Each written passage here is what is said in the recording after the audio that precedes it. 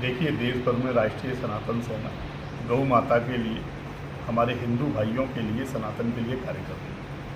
और मध्य प्रदेश के हमारे आदरणीय संयोजक तिवारी जी, इनके उपलक्ष्य में सनातन की एक संगोष्ठी रखी गई है।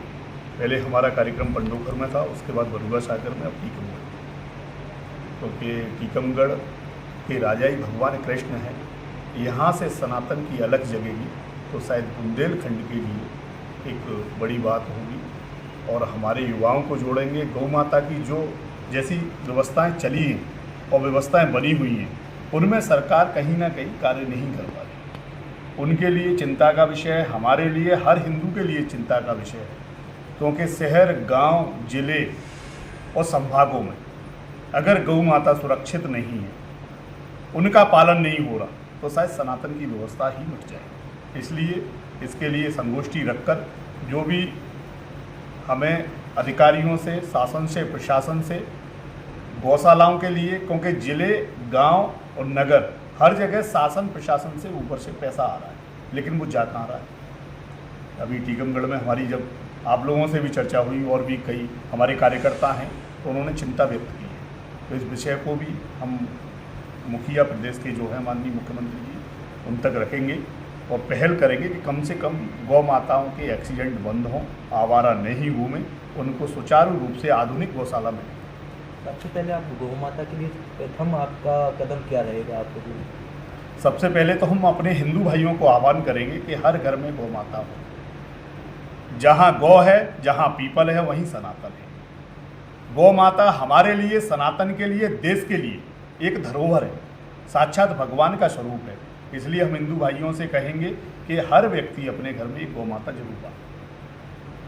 अगर आप ये मांगे नहीं मानेंगे फिर आप क्या करेंगे? आप देखिए, कोई भी मांग नहीं मानी जाती है तो हर जगह आंदोलन होते हैं, लेकिन हमारा आंदोलन ऐसा होगा कि जब तक अनशन पर रहेंगे, जब तक गौ माता सुरक्षित नहीं होगी। Thank you. कॉन्फ्रेंस रखी है किस विषय में?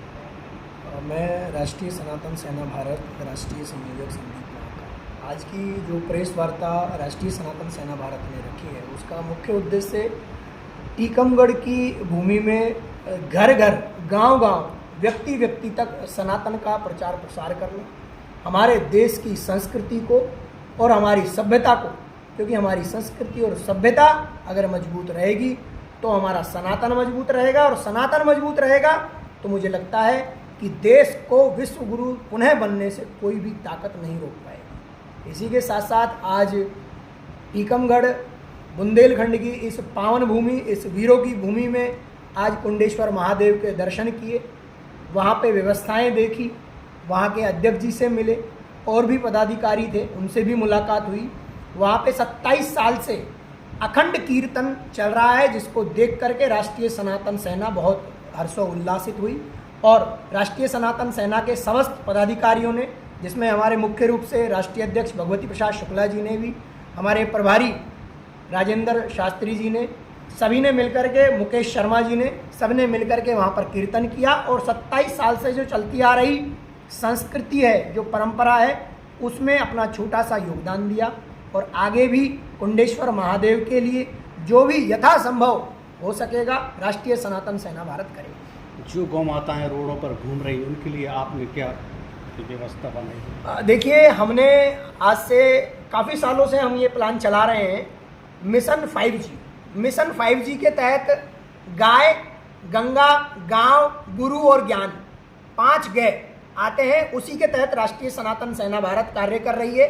गाँवों को बचाना है, गुरुओं को बचाना है, गाय को बचाना है, गंगा को बचाना है और ज्ञान को बचाना है, क्योंकि 5G को बचाना ही हमारा उद्देश्य है। और इसी के साथ साथ हमने बिहार के कैमूर से भी शासन प्रशासन से मांग करी थी कि हमारी गौ माता, हमारा धर्म है, सनातन में तो हमारी धरोहर है ही है, इसी के साथ साथ संवैधानिक रूप से भी इस राष्ट्र की नहीं बल्कि पूरे विश्व की धरोहर बने, ऐसा हम प्रयास कर रहे हैं। और जल्द से जल्द इस प्रयास में हमारे राष्ट्रीय अध्यक्ष जी के नेतृत्व में सफल होने का भी हम निर्णय लेंगे जल्द से जल्द। धन्यवाद।